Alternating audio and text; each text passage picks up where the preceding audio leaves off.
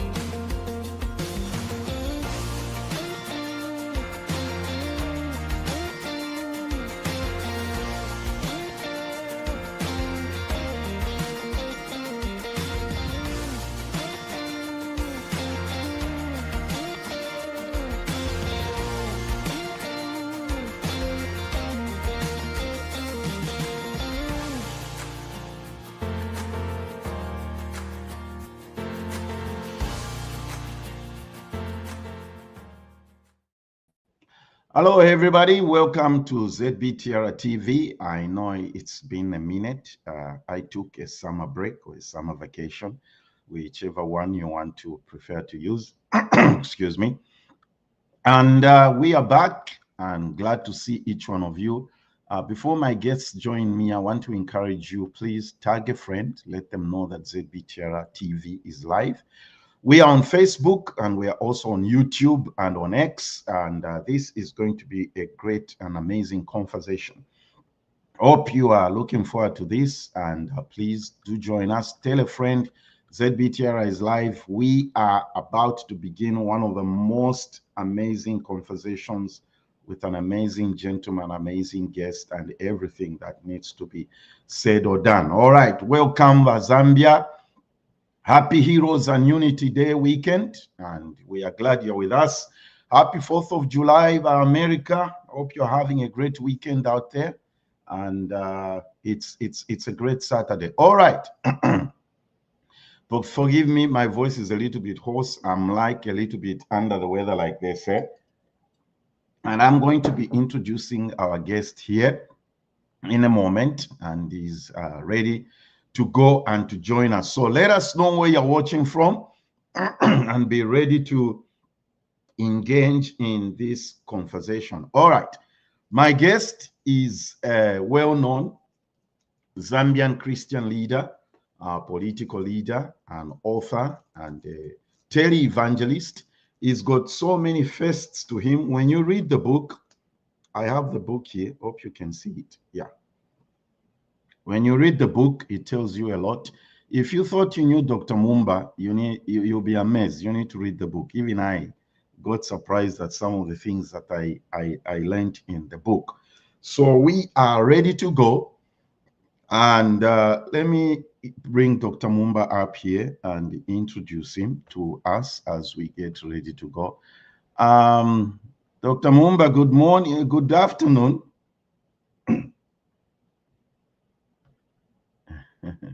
The volume is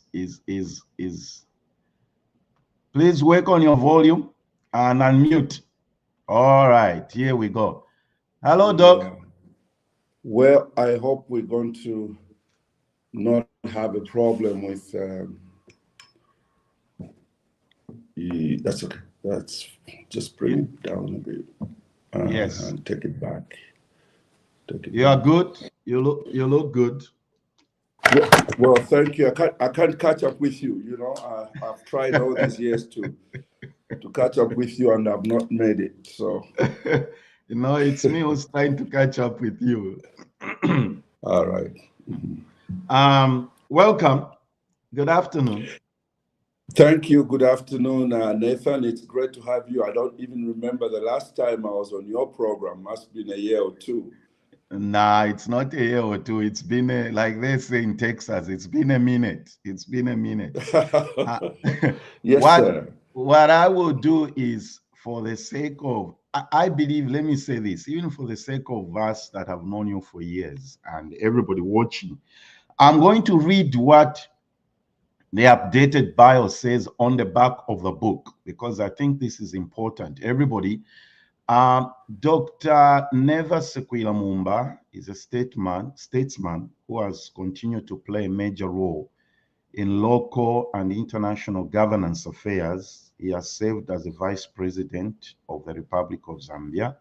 He has also served as the Deputy Head of Mission for the Great Lakes Regional Electoral Observer Mission in the 2022 Angola General Elections, the Head of Mission for the SADC Electoral Observer Mission in the 2023 Zimbabwe harmonized elections, and he also served as the EISA Head of Mission for the 2023 Liberian national elections. Dr. Nvers Mumba is also an internationally renowned preacher, and he's also known as the pioneer of the charismatic movement in Zambia. In 1980, he founded the Victory Ministries International. He also presides over more than 60 Victory Bible churches across Zambia and beyond. He's married to his wife, Florence Mumba, and together they have 5 children and 7 grandchildren. I thought I should read that because, Dr. Mumba, a lot of election observing there. How has that experience been? Well, first of all, thank you so much, Nathan, for having me on this great program, and to all our viewers and those who have joined us. Thank you for joining us today. When we talk about election observation, it's a very new aspect of my life. You know that I've been involved in several things. And the observation of elections is one of the newest things that I've been involved in. And it's been a wonderful experience, especially that I have served as a diplomat. Yes. And therefore, it makes that job a little easier. So it has changed a lot of my thinking about, you know, our continent, Africa, and the role that elections play in determining how the country's economic future looks like, or the benefits of social lives for the people of that country.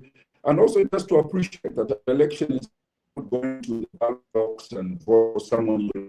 It's more than that. I think the ballot shapes the future of any nation, and any carelessness in that regard can cause a lot of damage to a nation. So I've learned a lot with the observation of elections, and it's been great fun to do that. Okay, excellent.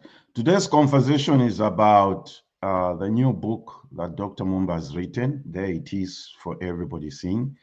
And what I'm going to do is I'll also put a link at the bottom of the screen as the show continues. For those of you who would like to pre-order the book, that's the link on Amazon, especially for those of us in the diaspora.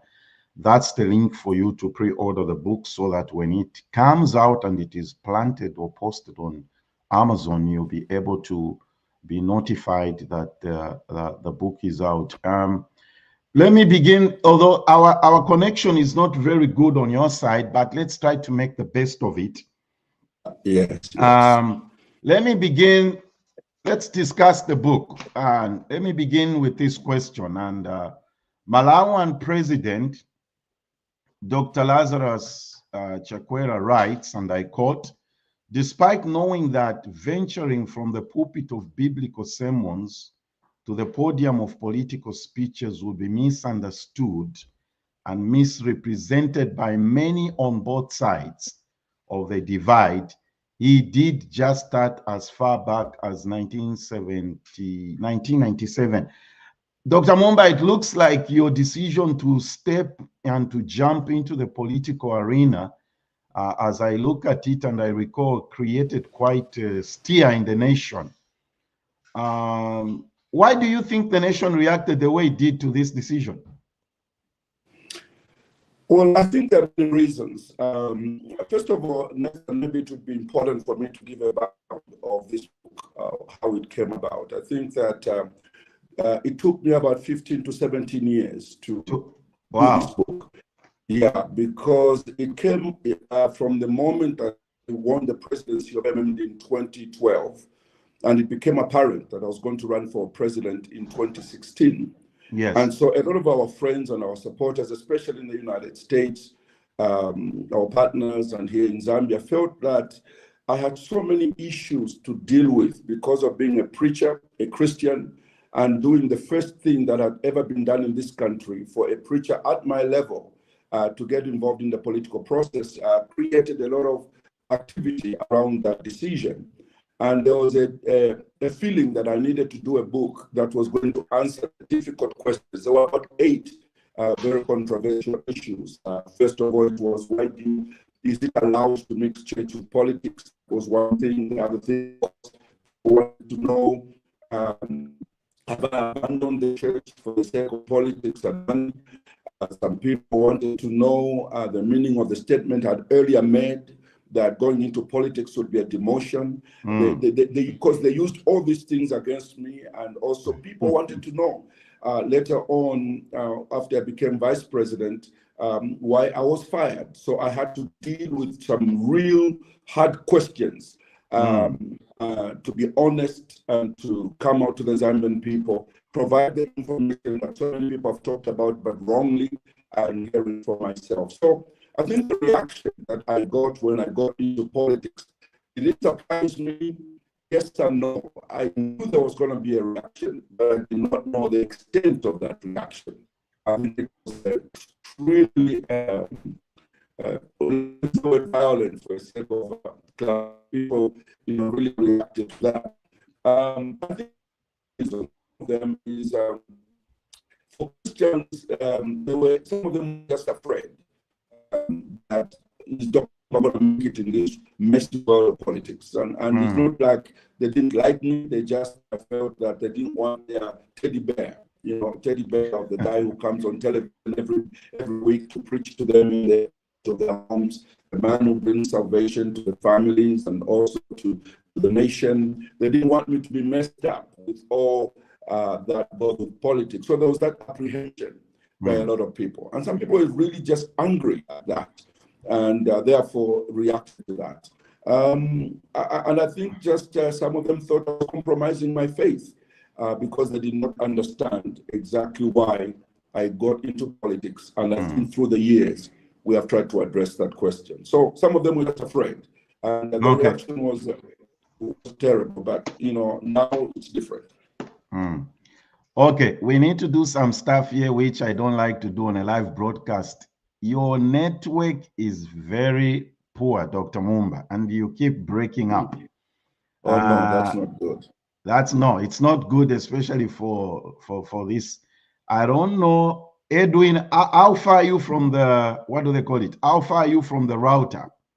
The router is the router. The router is in your office? In the living room. But my phone is not having that problem. Then we can. Why don't we transfer this to my phone? Because my phone is not having that problem. We can just hotspot your iPad. Yes. Yeah, let's try to. Yeah, please deal with that because we need to get the best out of this. Yeah, so I think we're going to go to my phone and we can use that. All right, excellent. Yeah. All right, everybody. We my apologies. We rarely don't.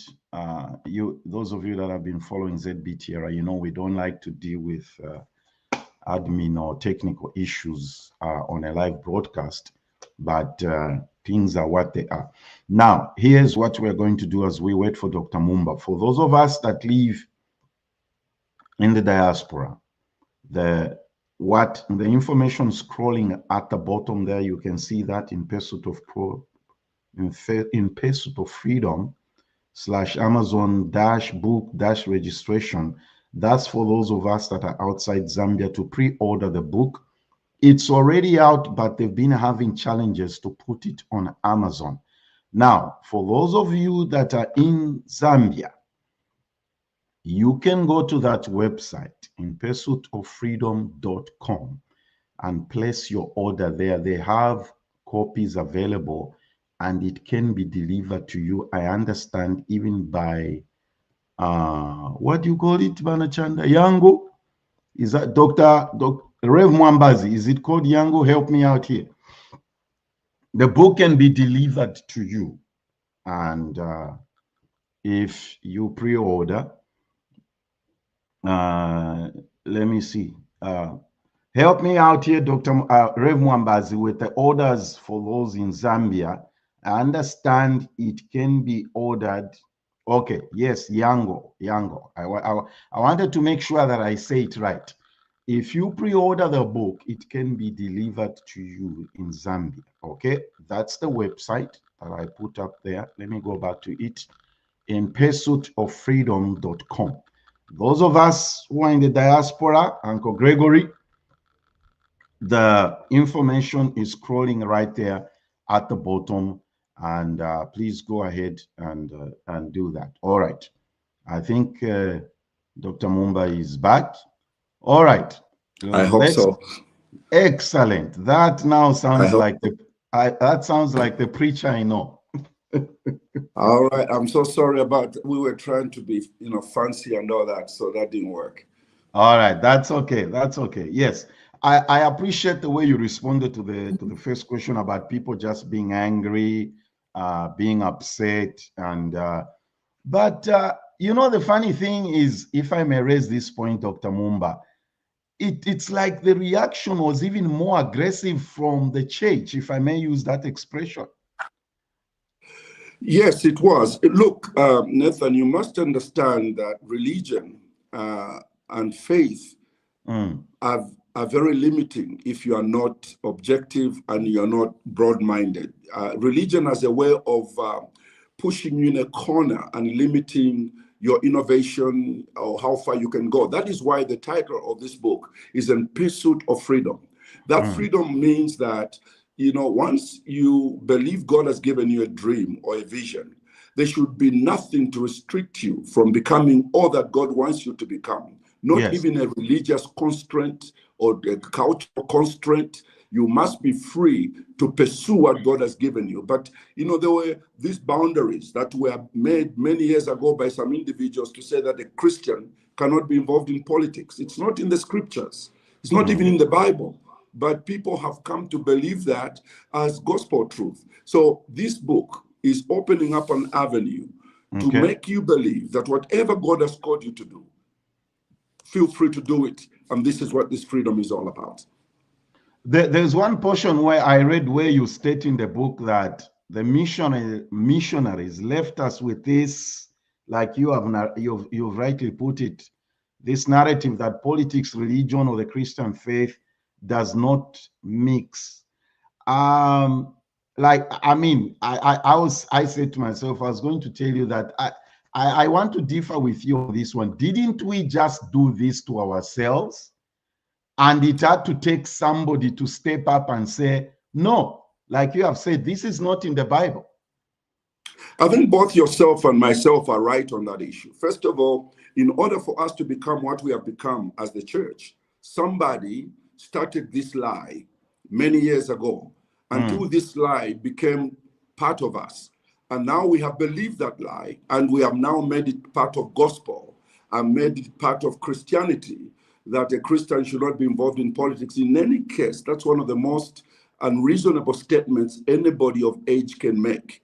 On one hand, everybody talks about looking for leadership of honesty, integrity, and morality. On the other side, they're saying we don't want people of morality and integrity to be involved in politics. even just that crisis should make somebody really question themselves. Am I being normal when I address this issue this way? So for me, I agree with you that yes, we have placed it upon ourselves because we are scared to do it, but it's more than that. I think that we have been brainwashed, trained not to be involved in certain things, and the religion that we carry, not just us as Christians, even believers have come to unbelievers have come to also believe that these Christians should only remain in the church. They should not get involved in this. Politics is ours. This is our domain, and anyone who talks about morality and integrity does not belong to our club. So I think your answer is right. My view is right. We have been trained to believe this. And what we're doing now through this book is to untrain us to say we can do all things through Christ who gives us strength. Does it surprise you how many members of the clergy have become politically engaged in Zambia today? No, it doesn't, because I had this vision a long time ago that this is not about Nvers Mumba. In fact, it is important for me to state here that when God gave me this vision, he didn't give it to me based on myself as being the first and the last. I think that all that God wanted was for me to provoke the church establishment to realize that if we want a country or a continent that can compete on the global stage with other established nations, we must deliberately look for men and women of integrity to take roles in governance. Because outside that, you have governments full of thieves, you have governments full of criminals and crooks, drug dealers, drug addicts, and you cannot develop a country with that quality of leadership. And therefore, I think that long after Nvers Mumba is gone, I think and pray that many people are going to see the reason why we paid such a high price in trying to push and encourage men and women of morality to get involved in the political process. Excellent. Let's pick some. I would like us to sneak peek some things from the book that I read. Everybody, the title of the book is In Pursuit of Freedom. That is part of the theme for our discussion today. The first time you contested in the as a presidential candidate, you narrate in the book that the team kept telling you that, I quote, "Pastor, this is not church, this is politics." What made your team members to make those comments? Would like to know. Why were they telling you that? I think they were very concerned. In fact, they were afraid that I was going to take the church behavior and attitude, thinking that that's how those people operate in that field, and of just according to them, if you don't want to tell a lie, they told me, just don't say it. Just be quiet. We will tell the lie on your behalf. Okay, and if they ask you, but the answer must be a lie, don't say it because you will not live with yourself. So they were trying to let me know that what is in politics is brutal animal instinct behavior. That is why the Christians are afraid of being in politics. It's not anything else. They're afraid of being insulted.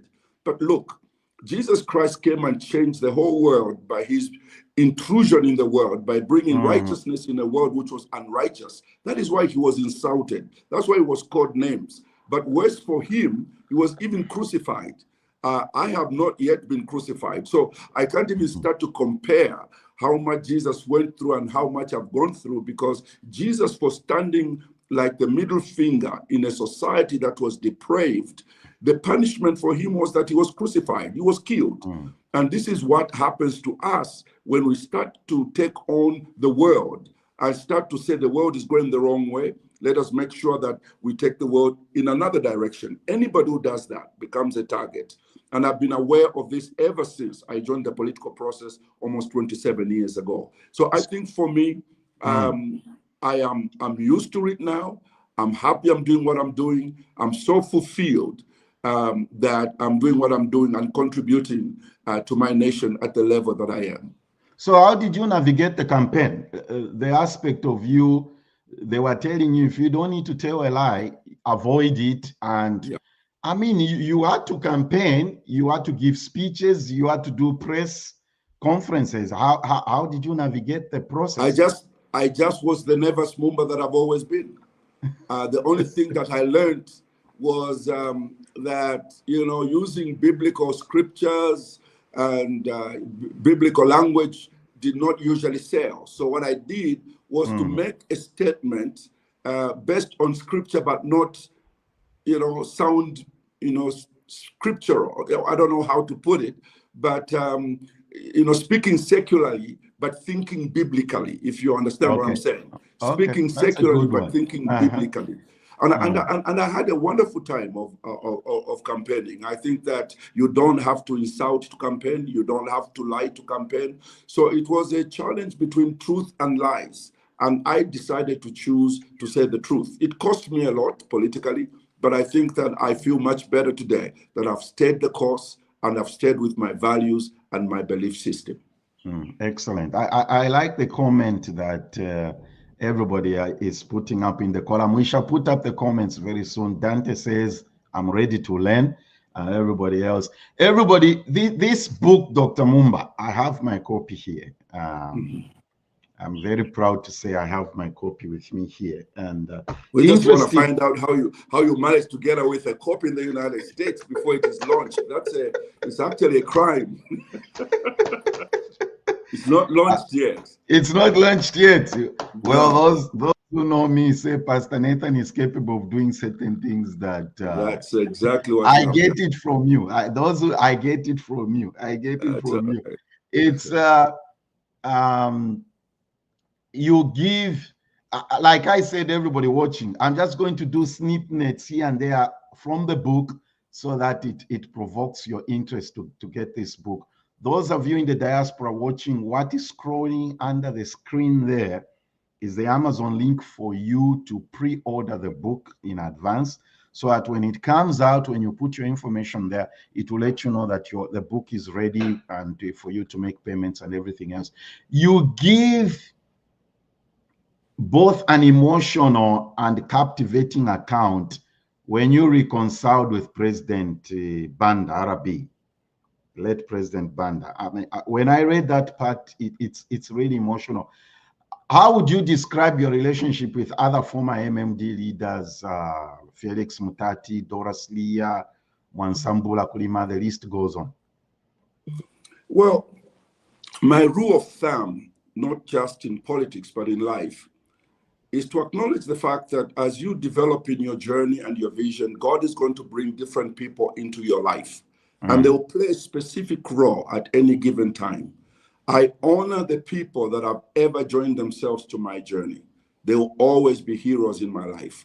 It really does not matter how they left me, whether they left me in anger or in a good spirit.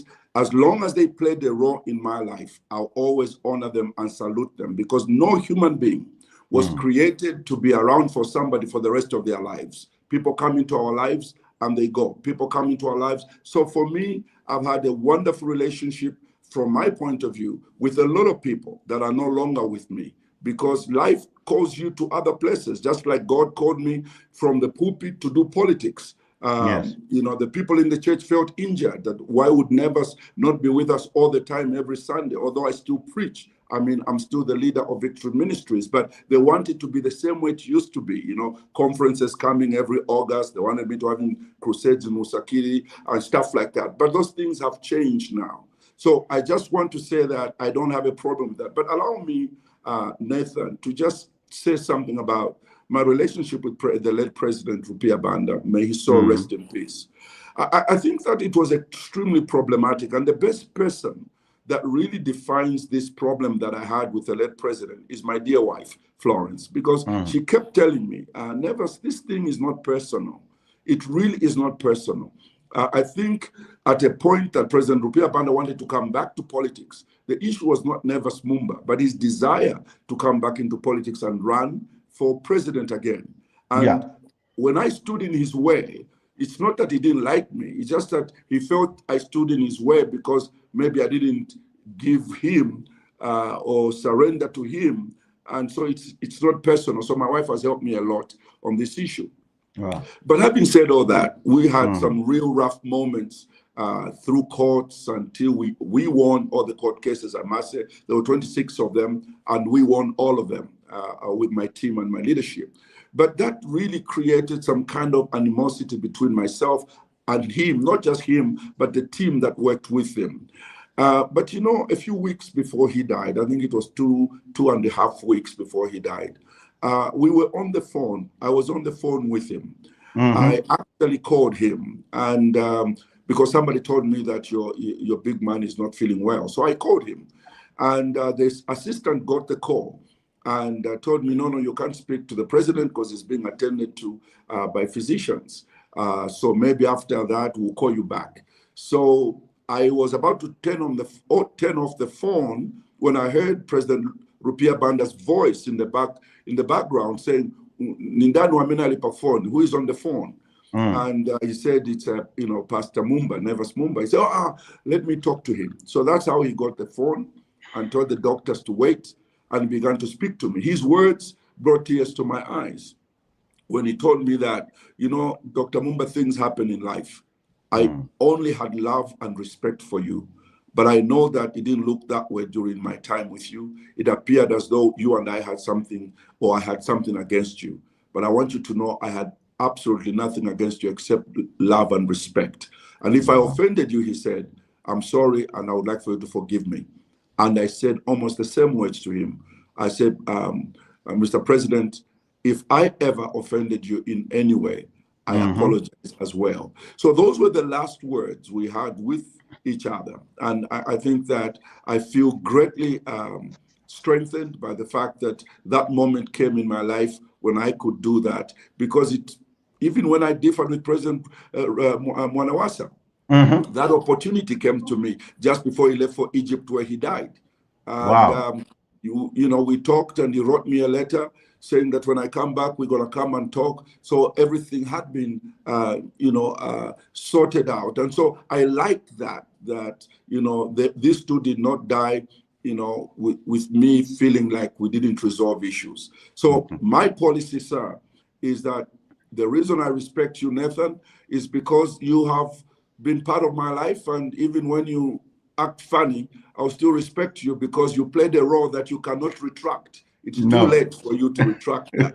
You already helped me to become what I've become, and I'll always salute people that have played that role in my life. Amazing. I mean, since we're talking about what do you call it?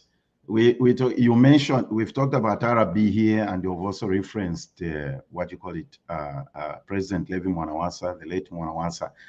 Maybe let me jump the gun and do this. You had an interesting interaction and relationship with literally all the 7 presidents that we've had in Zambia.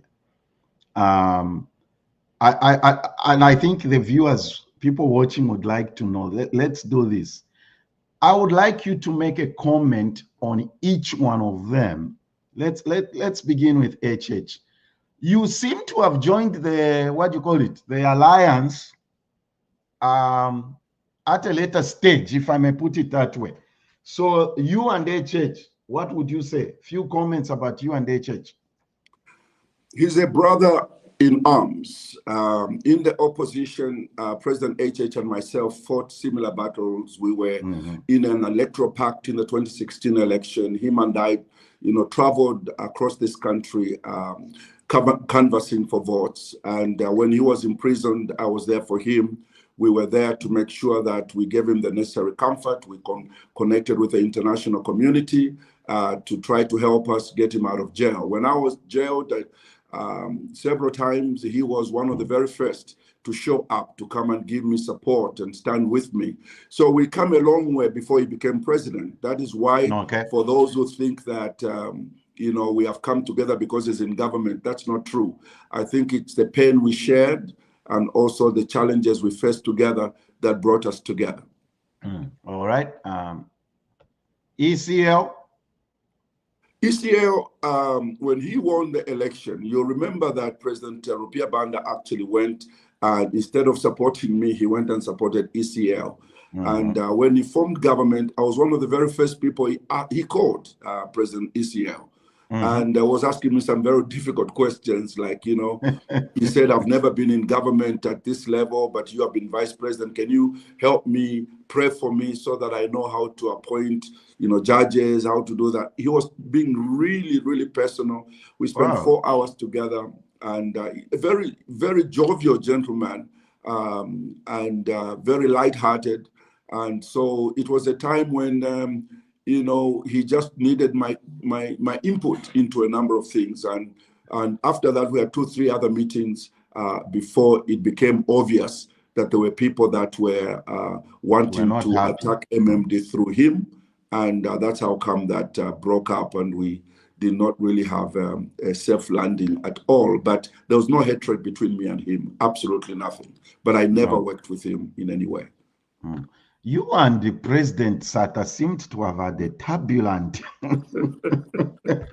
That's my big brother, I can tell you. Now, so I'm looking at this picture, and I'm sure everybody watching when I was looking for these pictures with you and other presidents, and I found this, and I was saying to myself, what in the world happened between these two?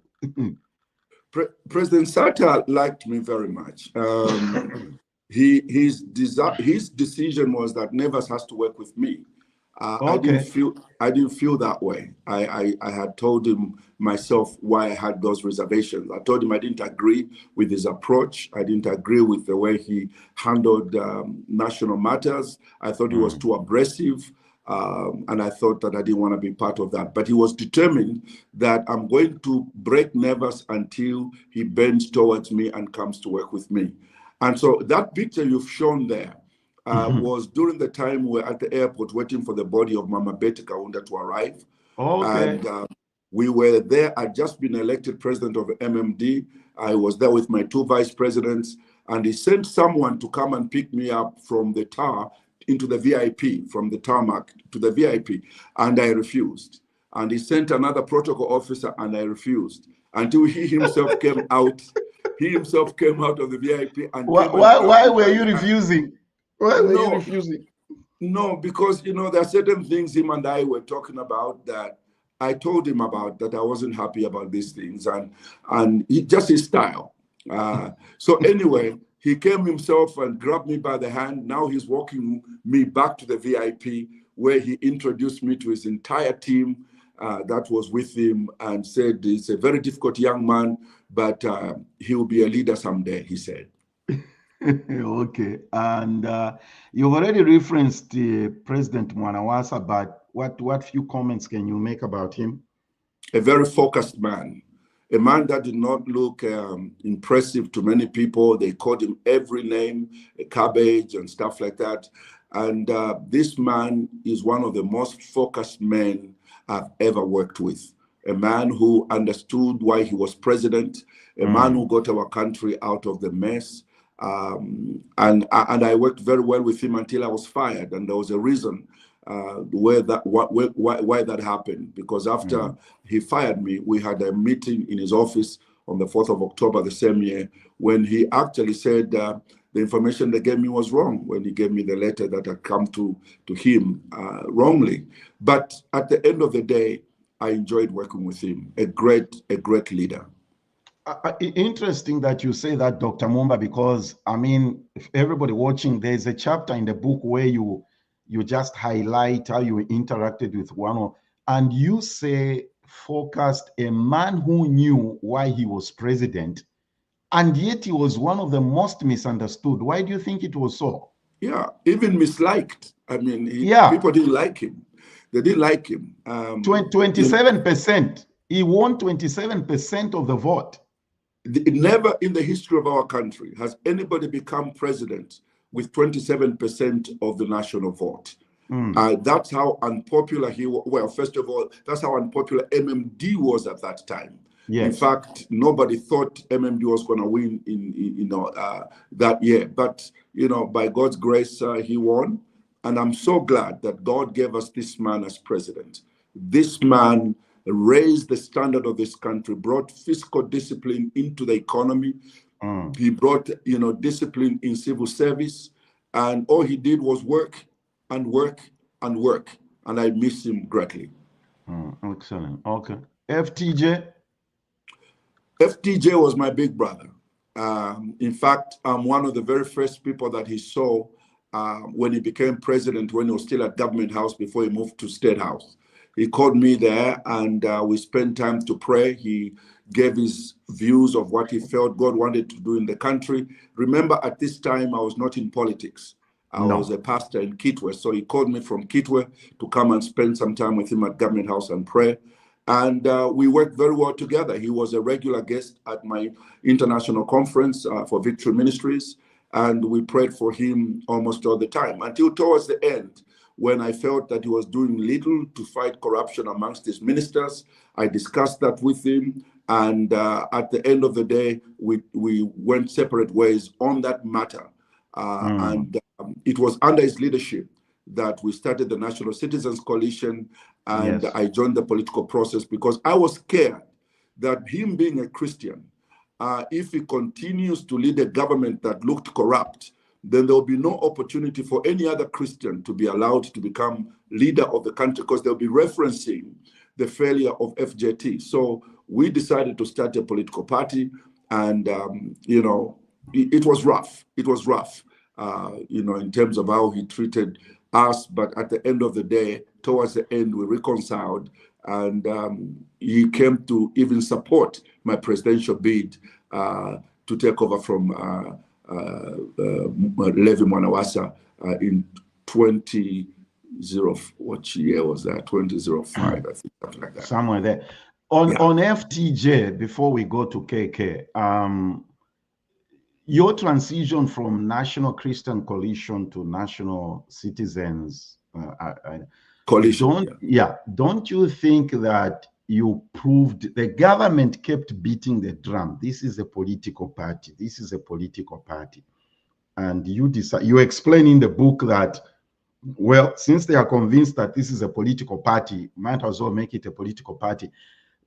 This is the way I felt when I read that part. Don't you think you proved them right by turning it into a political party?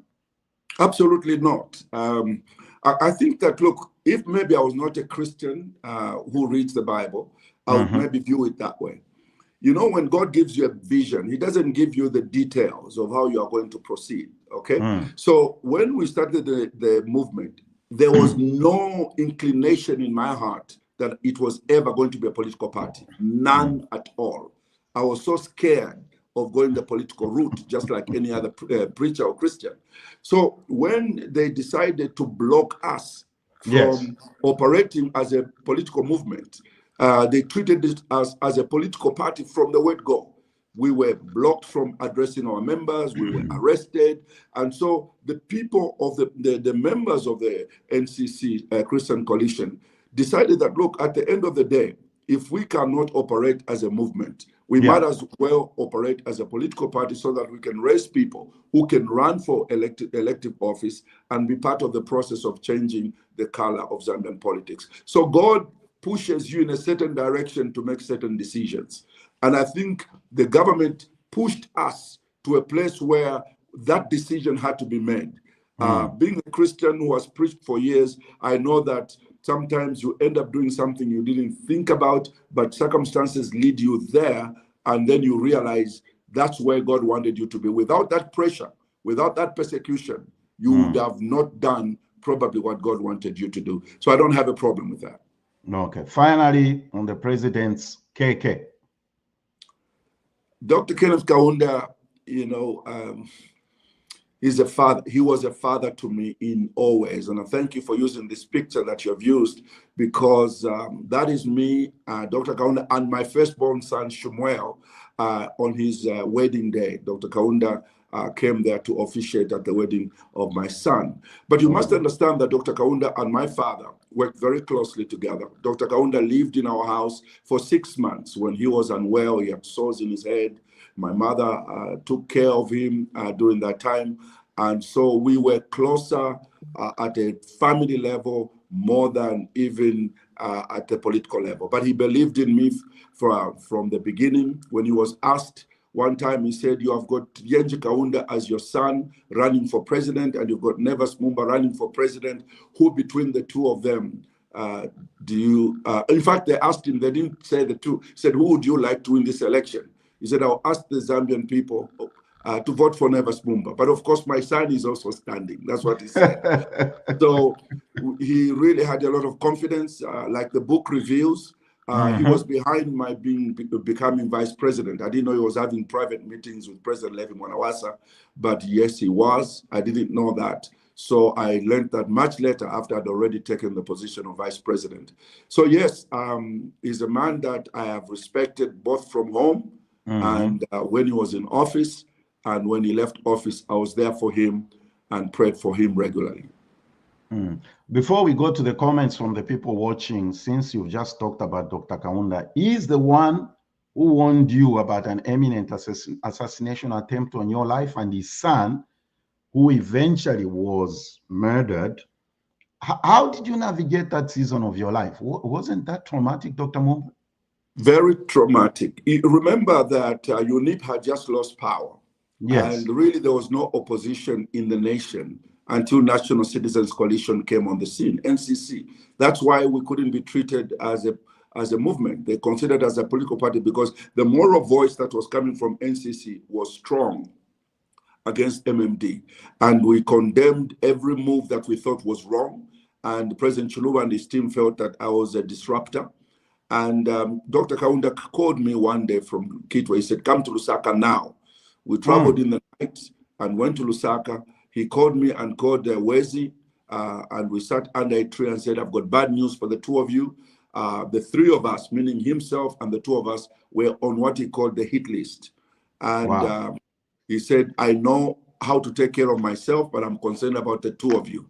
Then he said, for you, Nvers, on the 28th of May, that's when they're going to come for you. That's the date I have. So I advise you to leave your home and stay somewhere else on that night. Then he turned to his son. He said, you, Wesley, unfortunately, I don't have details when they're going to come for you, but both of you are on the list. And just like he said, on the 28th, my wife and I booked into a lodge in Kitwe, left our place, and they surely came with the AK-47s.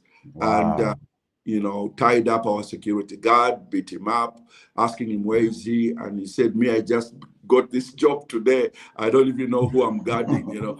So that's how come we escaped. But unfortunately, my brother Wezi didn't know the day, and he was shot in cold blood at the gate of his house. That was really sad. Everybody, there's a lot of stuff in this book. I mean, there are books that you read and there are books that you read.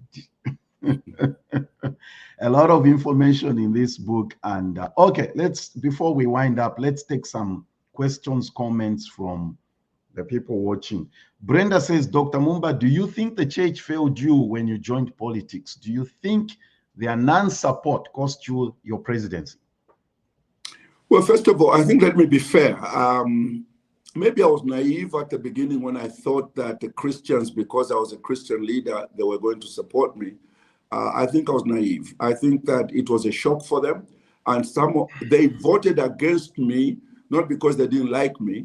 They voted not for me because they wanted me to fail so that I can go back to the church and you know, continue to preach to them. That's what I came to learn later on. Was I disappointed? Yes, I was, because everybody that stood was supported by their constituency. You know, the businessman Anderson Mazoka was supported by the business community. The lawyers were supported by their people. The teachers, you know, only myself, because it's a very new thing. I was the first one, the first fruits that began to run for political office in the church. So there was a lot of uncertainty within the body of Christ. So was I disappointed? A little bit, but I do understand. Okay. Robert says, Dr. Mumba, good to see you here. Thank you, Pastor Nathan, for having him as a guest today. We have journeyed together for a long time. The best is yet to come. That's Thank you, Robert. Mohambi says, my young man who hosts is a political science student, and he has a segment on this show. How can Christians who aspire to pursue a career in politics balance faith, ambition, and retaining your moral compass?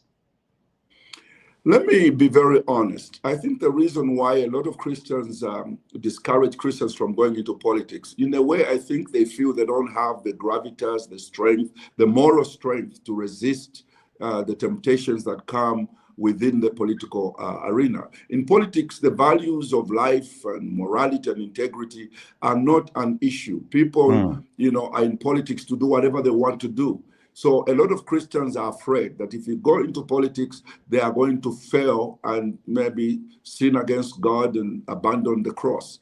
And fortunately for me, what I found out that politics was so difficult, so challenging, such a brutal life that it actually strengthened my faith. To the contrary, it strengthened my faith that I had to be strong in the Lord. I had to pray more. I had to fast more. I had to depend on God more in order to survive. And I think at 65, look, I've been in politics for 27, 28 years now, and I'm still standing. A lot of people who started politics with me are no more. Either they failed to proceed and continue, or the Lord took them home. So I'm grateful that at 65, I'm still standing, preaching the gospel of Jesus Christ, but also contributing actively to the life and the process of the political system of my country. Dante says, I love the Zambian people that are brave enough to speak. This is rising. People are not afraid anymore. Yeah. Thank you, Dante. Victor, my young brother, says, why are politics considered dirty, especially in Zambia? And do most politicians fail the integrity test? Dr. Mumba, one thing that stands out about you is your ability to stay calm even when accused. Why are politics considered dirty? Well, first of all, I deal with that subject extensively in the book, the issue of dirty politics. And I think even at Sunday school, this thing needs to be taught at Sunday school. As a Christian, maybe let me say as an evangelist, I found politics as an obvious place to go to, because as an evangelist, I look for the most depraved places to have a crusade. People who don't know God, people who insult, people who are lost. That's where my anointing flows, because I'm an evangelist. So when I realized politics was dirty, according to what people said, because it had dirty people in it, I decided to go in there because I'm an evangelist, in the hope that as I mingle with those people, the values I hold, the message I hold of morality, justice, can, rub off on some of the political leaders. And it has. Let's not lie to ourselves. There's been a lot of transformation of Zambian politics ever since we got involved in the political process. I mean, God is mentioned in the speeches of almost every politician. There's no political rally or meeting that starts without prayer. And there's nothing. Christianity has now gotten a hold of the political situation. All we need now is to push in more people of morality and integrity in the political process. But I am seeing Zambia being saved in my own eyes. Excellent. Yeah. Pastor Campbell says, Doc, would you be willing to serve in this government if given an opportunity? If so, in what capacity do you think you'd be able to contribute the most? Well, first of all, let me be clear that on the 30th of October last year, the Movement for Multi-Party Democracy and the UPND signed a memorandum of understanding, meaning that we are going to face the next election together, just like we did in 2016. We are going to face this election together, and we are confident, with God's help, that we will form the next government together to take the country forward. So yes, that is where we are, and we are actively working together, and we have started, sensitizing our members across the country. Right now, I'm having provincial conferences as MMD, and we have done 8 provinces as last week, and next week we are going to the Copper Belt, then Lusaka, and we'll finish all the 10 provinces. Then we'll have our big national convention not long from now. So I'm really excited about what's going on, but we look to 2026 as an alliance together with our colleagues in the UPND. Excellent. Dr. Stella Banda says reconciliation is key in any aspect of life. And we shall end with this comment from the people watching. Dr. Nvers, Mumba, you're a warrior, and don't give up, and keeping on, and God is with you. You and victory is certain. Zambia shall be saved. This is my final question. Those that are watching, if you are in Zambia, that website you see there is for you to order the book in pursuitofreedom.com. And there are several ways of the book being delivered or brought to you. If it can be brought to you by Yango, or you can pick it up, or so. Those of us outside Zambia in the diaspora, the information scrolling at the bottom of your screen is an Amazon registration form. When the book is released or placed on Amazon, you'll be notified and you can place your order there and it will be brought to you. But since I'm a very special person, I already got the book. Yes, you are, sir. Yes. I already got the book before it's even launched. There's a page in, I captured this statement on one of the chapters. It says, Florence and I'm quoting, are still basically ministers of the gospel with an assignment to take God's love to the political world. You've been president for MMD, is it, what, 11, 12 years? No. There was a time I was not president. You remember we had problems when Mr. Honorable Mutati was president. He was president for 4 years. So the reason I raised that point is it's important for it to be clarified, because when I was preparing for this, I was getting a lot of messages. Oh, this man is still clinging on to the presidency of MMD, even when his term is over. So it's important that people understand the point that you have just explained, okay? So you, at the previous convention, that's when you won your second term, is that right? Yeah, I won my second term on the 20th of March, 2021. And basically the term of office for MMD is 5 years and 5 years. So I did the first 5 years, then they got the party away from us illegally for 4 years. And then we won the court case, and the MMD was brought back to my leadership after they changed the names at the Register of Societies. We had to revert back to my National Executive Committee, and then we had the convention in 2021. And so basically that's what it is. But of course, in politics, people would like to just make a statement and tell lies in order for them to say Nvers has been the president for 12 years. Absolutely not. That's not true. I was not president for 4 years. Of course, we were fighting in court. They have changed the names at the Registrar of Societies.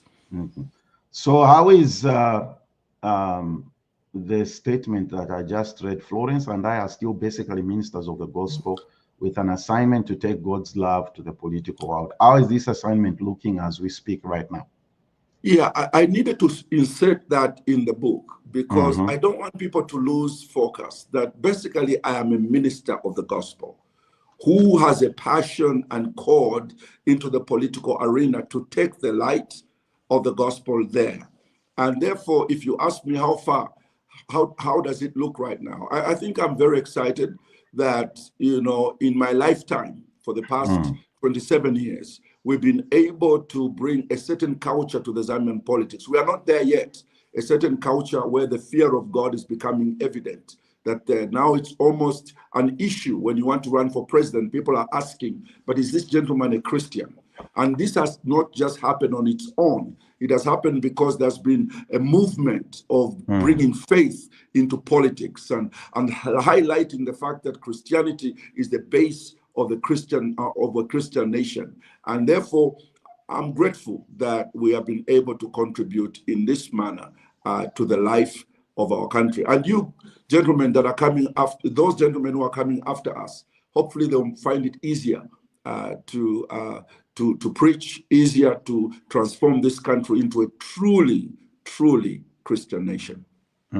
Excellent. Everybody, that was our show for today, Dr. Nvers Mumba. That's one thing, Nathan. This I haven't announced that you actually, I almost said you nicked the book, but you got the book before time. This book is going to be launched on the 26th of this month. Yes. And for those who are ordering, we are not releasing your copy until after the official launch, but it's better you order it so that immediately it's launched. If you're in the United States, you get your book through Amazon. And then if you're here in Zambia, we can drop it off for you, or you can also order it online, and we're going to make sure you have the book. But everything is on the screen, and I'm looking forward to the launching of this book. So 26th July, right? Correct, yes. At Pamosi Hotel. Is it an open event or by invitation? It's by invitation. By invitation, okay. But if somebody feels strongly they want to be present, all they need to do is to call us and say, give me a card. We will make sure they attend. All right. I know people in the Zambian people are civilized. They are not like me, who was just going to show up with no invitation or invitation. I was going to show up. Yeah. Doug, thank you so much. I want to read something here before we go. All right. This is the very last page of the book, just before the pictures. You know, like one preacher makes a joke and says, I've read the Bible from the introductions to the maps. To the maps in the Bible. So I read the book from the acknowledgements, the introduction, through to the pictures, page 322. Okay, you have the book. I would like, maybe let's do this. I would like you to do, I have mine too. Yeah. I have mine. Chanda, I have the book. Yeah. Can you do us the honors and read page 322, where it starts from, I am a Zambian. All right. Thank you. These are the last words in the book. I am a Zambian that will remain determined to eradicate the darkness in both our dialogue and decision-making. Now, since we live in a secular society, yet laced by a spiritual culture, we can together shatter this notion and be both noble citizens and credible leaders. This book has shown you how to mix the two to create a blend that will help in fine-tuning the future and to put to rest the myth that faith and politics do not mix.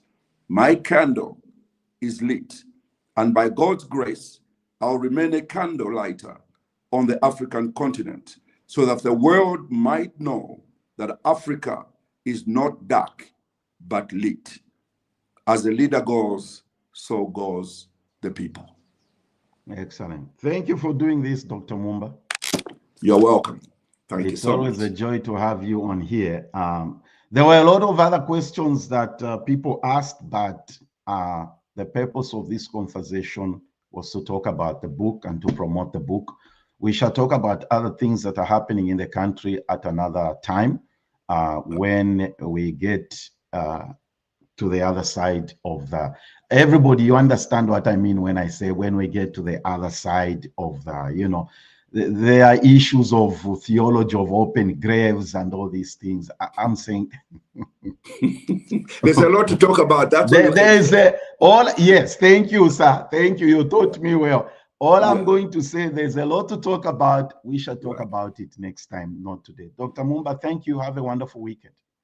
Thank you so much for having me, and may God bless everyone that joined us for this broadcast. Excellent.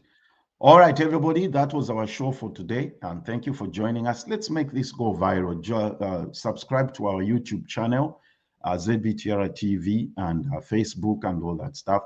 If you are in Zambia, you'd like to get a copy of the book, that's a website over there, impesutofreedom.com. And those of us in the diaspora, the Amazon link is scrolling at the bottom of the screen. You can register, and you know how these things work. When the book is out or it's released on then it will be sent to you. Next week, throughout the end of the year, the schedule is almost full. My daughter went to Zambia for the first time in her life, our second daughter. So she's coming back, and next week I'm going to have her on the show. She wants to talk about our first visit to Zambia, going back to my roots. That's the title of the show next week. Don't miss it. She's got some interesting things to say that she observed and that she experienced. So thank you, everybody, for joining us, and do join me next week at the same time. I appreciate you all for being here today. Have a good weekend. Happy Heroes and Unity Day for Zambia and America. Hope you had a great 4th of July. Bye.